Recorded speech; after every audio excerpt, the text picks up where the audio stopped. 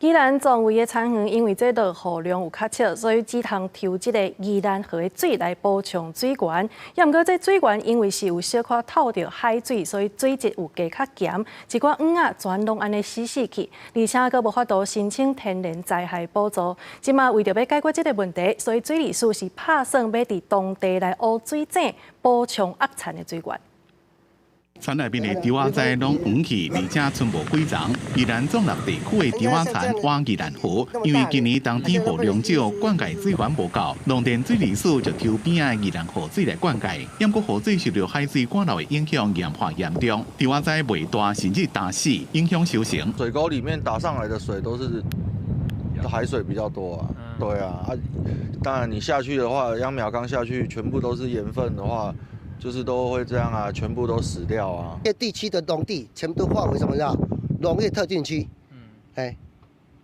这农民也只能靠1年1季的收成，又碰到这样的盐化的时候，你叫这些农民如何生存？因为稻仔受到盐害，无法度用天灾来补助，真侪农民的损失只好家己吸收。因讲中南地区是农业特定区，农民拢靠稻仔一年一季的收成来维持生活。盐化问题已经连续几落冬啊，冬天雨水阁少，阁无解决，因实在活袂落去。就是讲爱彻底解决这个上游的供水吼，当互下游这农田啊，能够来做一个起水啊。 较没有造成这种每年都造成这种伤害哦。